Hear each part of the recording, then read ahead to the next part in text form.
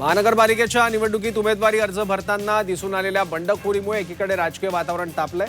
आता मराठी अमराठी वाद पेटला आहे। आम्ही इतके नगरसेवक निवडून आणू की उत्तर भारतीय महापौर होईल। या भाजप नेते कृपाशंकर सिंग यांनी मीरा भाईंदरमध्ये केलेल्या वक्तव्याचे तीव्र राजकीय पडसाद उमटले आहेत।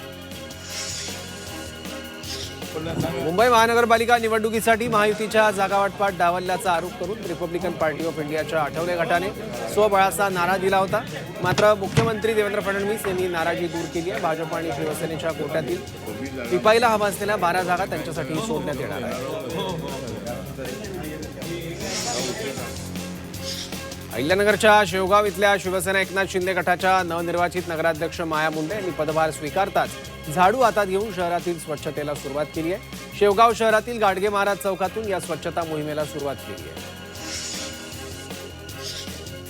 लातूर महानगरपालिकेच्या 70 जागांसाठी निवडणूक प्रक्रिया रंगणार आहे।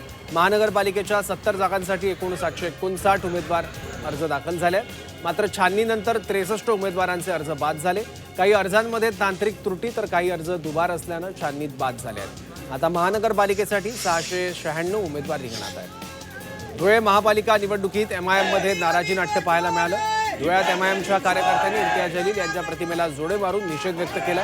पैशांसाठी उमेदवारी डावलल्याचा आरोप करत कार्यकर्त्यांनी गोंधळ घातला। तसेच निष्ठावंत कार्यकर्त्यांना डावललं गेल्याची भावना यावेळी व्यक्त करण्यात आली। धुळ्यात महापालिका निवडणुकीच्या पार्श्वभूमीवर वाहनांची कसून तपासणी सुरू आहे। महानगरपालिका निवडणूक आणि नववर्ष स्वागताच्या निमित्तानं शहरातील 11 प्रमुख रस्त्यांवर पोलिसांनी बंदोबस्त ठेवला होता। तसंच शहरात येणाऱ्या आणि बाहेर जाणाऱ्या वाहनांची कसून तपासणी करत होते।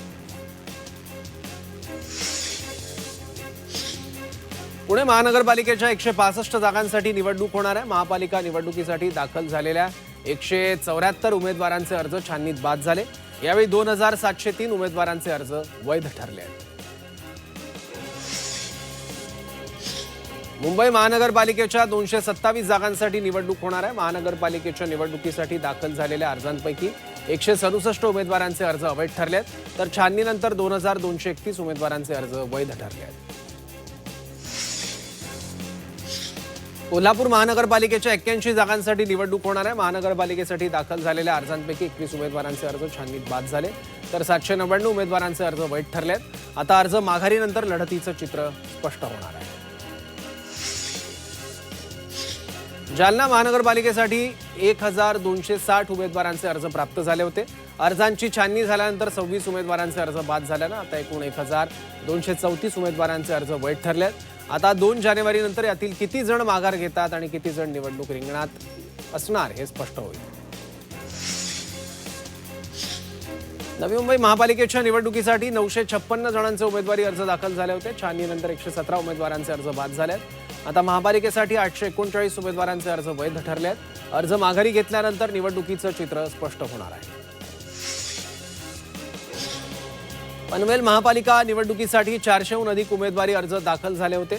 या उमेदवारी अर्जाची छाननी केल्यानंतर 293 जणांचे अर्ज वैध ठरले आहेत। आता उमेदवारी अर्ज मागे घेतल्यानंतर एकूण किती उमेदवार रिंगणात आहे हे स्पष्ट होईल। मालेगाव महानगरपालिकेच्या 84 जागांसाठी 807 उमेदवारी अर्ज दाखल झाले आहेत। अर्जांच्या छाननीनंतर 93 उमेदवारांचे अर्ज अवैध ठरवण्यात आले, तर 714 उमेदवारांचे अर्ज वैध ठरले आहेत। आता माघारीनंतर निवडणुकीचं अंतिम चित्र स्पष्ट होईल। भिवंडी महानगरपालिकेच्या निवडणुकीसाठी 1033 अर्ज दाखल झालेत। उमेदवारी अर्जाच्या छाननी दरम्यान 77 उमेदवारांचे अर्ज बाद झाले। सध्या 956 उमेदवार निवडणुकीच्या रिंगणात आहेत। आता किती जण उमेदवारी अर्ज मागे घेत आहेत त्यानंतर महापालिकेच्या निवडणुकीचं चित्र स्पष्ट होईल। इचलकरंजी महापालिकेसाठी 456 उमेदवारांचे अर्ज दाखल झाले।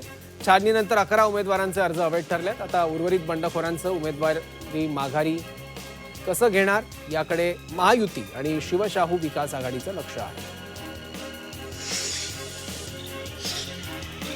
परभणी महानगरपालिकेच्या 65 जागांसाठी 608 उमेदवारी अर्ज दाखल झाले। छाननीनंतर 21 उमेदवारांचे अर्ज अवैध ठरलेत। आता पुढील 2 दिवसात किती जण उमेदवारी अर्ज मागे घेतात यावरून महानगरपालिकेच्या निवडणुकीचं चित्र स्पष्ट होईल। इंग्रजी नव्या वर्षाच्या पहिल्या दिवसानिमित्त आज श्री विठ्ठल रुक्मिणी मंदिरामध्ये फुलांची सुंदर सजावट करण्यात आली। आळंदी इथले भाविक प्रदीप सिंग ठाकूर आणि त्यांच्या कुटुंबियांनी ही सजावट केली आहे। नववर्षाच्या निमित्तानं भाविकांची मोठी गर्दी दर्शनासाठी झाली आहे। नववर्षाच्या पहिल्या दिवशी टिटवाळ्यातील गणपती मंदिरात भाविकांनी बाप्पाच्या दर्शनासाठी गर्दी केली आहे। पहाटेपासूनच भाविकांनी मंदिरात रांगा लावल्या होत्या। पहाटे देवाला दुग्धाभिषेक करून मंदिर भाविकांसाठी खुलं करण्यात आलं। यावेळी टिटवाळ्यातील विठ्ठल रुक्मिणी मंदिरातही भाविकांनी गर्दी केली होती। साई मंदिर परिसरात नवीन वर्षाच्या निमित्तानं जल्लोष साजरा करण्यात येतोय। शिर्डी साई भक्तांनी गजबजली असून साईंच्या गजरानं शिर्डी दुमदुमली आहे। रात्रीपासून साईंच्या दर्शनासाठी भक्तांची मोठी गर्दी पाहायला मिळते। संभाजीनगरातील वेरूळमधील घृष्णेश्वर महादेव मंदिरात दर्शनासाठी होणारी भाविकांची गर्दी लक्षात घेऊन मंदिर समितीने एक महत्त्वपूर्ण निर्णय घेतलाय। भाविकांच्या सुरक्षिततेसाठी गाभाऱ्यातील अभिषेक आता 5 जानेवारीनंतर सुरू होणार आहे, मात्र दर्शन सुरू असेल। नव्या वर्षाची सुरुवात देवदर्शनानं व्हावी यासाठी भाविक दरवर्षी मंदिरांमध्ये रांगा लावतात। मुंबईकरांनी नव्या वर्षाची सुरुवात मुंबईतल्या दादरमधल्या सिद्धिविनायकाच्या दर्शनानं केली आहे। रात्रीपासूनच भाविकांनी सिद्धिविनायकाच्या मंदिरात रांगा लावल्या। पहाटेची आरती झाली, त्यानंतर बाप्पाला सांगण्यासाठी भाविकांनी प्रार्थना केली आणि नव्या वर्षाची सुरुवात केली आहे। कल्याणच्या दुर्गाडी किल्ल्यावर देवीच्या दर्शनासाठी भाविकांनी गर्दी केली आहे। नववर्षाच्या सुरुवातीला देवीच्या दर्शनासाठी भाविकांनी यावेळी रांगा लावल्याचं पाहायला मिळालं। नाशिकच्या येवल्यातील मृत्युंजय महादेव मंदिरात नवीन वर्षाचं स्वागत मोठ्या भक्तिभावानं करण्यात आलं। मंदिरात महापूजा करून महाआरती करण्यात आली। भाविकांनी भगवान भोलेनाथाचा जयघोष करत नवीन वर्षाचं स्वागत केलं। या मंदिराला आकर्षक फुलांची सजावटही करण्यात आली। नववर्षाच्या स्वागतासाठी शहरात विविध ठिकाणी जल्लोष सुरू असताना अकोला पोलीस पूर्णतः अलर्ट मोडवर आहेत। कोणताही अनुचित प्रकार घडू नये यासाठी अकोल्यातील प्रमुख चौक आणि महत्त्वाच्या मार्गावर कडक बंदोबस्त आहे। सांस्कृतिक वारसा लाभलेल्या ठाणे शहरात 31 डिसेंबरच्या रात्री रक्तदान शिबिराचं आयोजन करण्यात आलं होतं। छत्रपती शिवाजी महाराज मैदानावर रक्तदान शिबिराचं आयोजन करण्यात आलं। राज्याचे उपमुख्यमंत्री एकनाथ शिंदे या रक्तदान शिबिरात सहभागी झाले होते। यावेळी रक्तदान हेच श्रेष्ठ दान असल्याचा संदेश त्यांनी दिला। पुण्यात नववर्षाचं जल्लोषात स्वागत करण्यात आलं। नववर्षाच्या स्वागतासाठी पुण्यातील तरुणाईने एफसी रोडवर मोठी गर्दी केली होती। तसंच यावेळी पुण्यातील अनेक रस्त्यावर नववर्षाच्या स्वागतासाठी पुणेकरांनी गर्दी केली। यवतमाळमध्ये नववर्षाचं स्वागत दूध पिऊन करण्यात आलं। यवतमाळमधील महिलांच्या विविध संघटनांनी एकत्र येत दारू नको दूध प्या हा उपक्रम राबवला। शहरातील वर्दळीच्या दत्त चौकात 100 लिटर दूध नागरिकांना वितरित करण्यात आलं। यावेळी यवतमाळकरांनी मोहिमेला उत्स्फूर्त प्रतिसाद दिला। कल्याण तालुक्यातील टिटवाळा शहरात जागोजागी नवीन वर्षाचं स्वागत करण्यात आलं। याच पार्श्वभूमीवर एका सोसायटीमध्ये बच्चे कंपनीनं आणि महिलांनी सरत्या वर्षाला निरोप देत नवीन वर्षाचं उत्साहात आणि जल्लोषात स्वागत केलं। रायगड जिल्ह्यात नवीन वर्षाचं स्वागत मोठ्या जल्लोषात आणि उत्साही वातावरणात करण्यात आलं। या निमित्तानं स्थानिक आणि पर्यटकांनी गर्दी केली होती। त्यांच्या मनोरंजनासाठी सांस्कृतिक कार्यक्रमांचं आयोजन करण्यात आलं।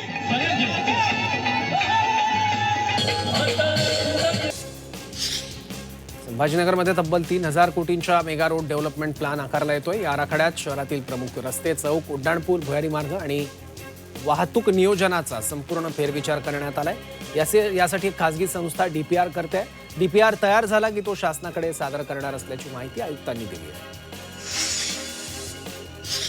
वाशिम जिल्ह्यातील 491 ग्रामपंचायतींना दिलासा मिळालाय। मुख्यमंत्री समृद्ध पंचायत राज अभियानाला 31 मार्चपर्यंत मुदतवाढ मिळाली आहे। थकीत कराचा एकरकमी भरल्यास नागरिकांना 50% सवलत मिळेल। या अभियानाची 31 डिसेंबरपर्यंत मुदत होती, मात्र अनेकांना लाभ घेता न आल्यानं मुदतवाढीची मागणी होती। अखेर सरकारने 31 मार्चपर्यंत मुदतवाढ दिली आहे। अमरावती महानगरपालिकेच्या निवडणूक कर्तव्यात कर्मचाऱ्यांना दिरंगाई भोवली आहे। तब्बल 541 कर्मचाऱ्यांना आयुक्तांनी कारणे दाखवा नोटीस बजावली। प्रशिक्षण आणि कर्तव्यास गैरहजर राहिल्यानं कारवाईचे संकेत दिले। त्यांनी यापुढे असा हलगर्जीपणा सहन करणार नाही असा थेट इशारा आयुक्तांनी दिला। आजपासून फ्रीज, टीव्ही, एलपीजी गॅस, शेगडी आणि कूलिंग टॉवर यासारख्या घरगुती उपकरणांवर ऊर्जा कार्यक्षमतेचे स्टार रेटिंग असणं आता अनिवार्य करण्यात आलंय। वाढती वीज टंचाई आणि पर्यावरणाचं रक्षण करण्याच्या उद्देशानं केंद्र सरकारने हा मोठा निर्णय घेतलाय। नाशिक जिल्ह्यातील तीर्थक्षेत्रांवर भाविकांची गर्दी झाली आहे। सप्तशृंगी गडावर 30,000 भाविक दर्शनासाठी दाखल झाले, तर त्र्यंबकेश्वर इथे 55,000 भाविकांची गर्दी पाहायला मिळते। नवीन वर्षानिमित्त 4 जानेवारीपर्यंत मंदिर 24 तास खुलं असेल। नववर्षात भारतातून 1 खग्रास चंद्रग्रहण, 12 उल्कावर्षाव, 10 धूमकेतू, 4 सुपरमून चंद्रासोबत ग्रहताऱ्यांच्या शेकडो युती पाहण्याची संधी खगोलप्रेमींना मिळणार आहे। तर इस्रोच्या 7 मोहिमांचे साक्षीदार होण्याची संधी मिळेल. 2026 हे वर्ष खगोलीय घटनांच्या बाबतीत महत्त्वाचं आहे. वर्षभरात 1,37,000हून अधिक घरांची विक्री झाली आहे. या घर विक्रीतून मुद्रांक शुल्क वसुलीच्या रूपाने 1200 कोटी रुपयांहून अधिक महसूल मिळाला आहे. त्यामुळे डिसेंबर महिनाही बांधकाम व्यवसायासाठी दिलासादायक ठरला आहे. थंडीच्या लाटेमुळे उत्पादन कमी झाल्यानं अंड्यांचे भाव वधारले आहेत. मुंबईत काही किरकोळ बाजारात अंडी प्रति डझन 108 ते 110 रुपयांचा विक्रमी भाव गाठलेला आहे. पुढील आठवड्यात अंड्यांचे दर किंचित कमी होण्याची शक्यता आहे. PMPML कडून आज विशेष बस सेवेचं नियोजन करण्यात आलंय. भीमा कोरेगाव इथल्या विजयस्तंभाला मानवंदना देण्यासाठी येणाऱ्या अनुयायांसाठी बस सेवेचं नियोजन केलंय. लोणीकंद, तुळापूर फाटा, वढू, शिक्रापूर परिसरातील पार्किंग स्थळापासून विजयस्तंभापर्यंत मोफत बस सेवा उपलब्ध असेल. मध्य रेल्वे मार्गावरील लांब पल्ल्याच्या गाड्यांचं वेळापत्रक 9 वर्षात बदलणार आहे. आजपासून वंदे भारत एक्सप्रेसचं इंटरसिटी, सिंहगड, डेक्कन क्वीन यासारख्या अनेक गाड्या नव्या वेळेत धावणार आहे. मुंबई पुणे मार्गावर धावणाऱ्या गाड्यांच्या वेळा बदलण्यात आल्या. गाड्यांचा वेग वाढवण्यासाठी वेळापत्रक बदलण्याचा निर्णय घेतल्याचं रेल्वे प्रशासनाने जाहीर केलं. केंद्र सरकारने निम्सोलाइड या वेदनाशामक औषधाच्या 100 मिलीग्रॅमपेक्षा जास्त क्षमता असलेल्या सर्व वितरणावर तात्काळ बंदी घातली आहे. ही औषधं मानवी आरोग्यासाठी घातक असल्याचं सांगत सरकारने त्यांचं उत्पादन, विक्री आणि वितरणावर निर्बंध लादले आहेत. मुंबईत बेस्ट उपक्रमातील चालकांकडून नियमांचं सर्रास उल्लंघन केलं जात असल्याचं निदर्शनास आलंय. 2022 ते 24 या 3 वर्षात अपघात, गैरहजेरी, उद्धट वर्तवणूक आदी प्रकरणात बेस्टने 818 बस चालकांना बडतर्फ केलंय. तर आतापर्यंत 2192 चालकांना निलंबित केलं. बडतर्फीची कारवाई झालेल्या चालकांमध्ये भाडे तत्वाच्या बसवरील चालकांची संख्या मोठी आहे. देशभरातील गिग आणि डिलिव्हरी बॉयनी 31 डिसेंबरला संपाची घोषणा केल्यानंतर अनेक कंपन्यांची धांदल उडाली आहे. नववर्षाच्या पूर्वसंध्येला डिलिव्हरी सेवेत अडथळे निर्माण होण्याची शक्यता लक्षात घेत झोमॅटो, स्विगी या ऑनलाईन डिलिव्हरी कंपन्यांनी डिलिव्हरी बॉयची वेतनवाढ केली.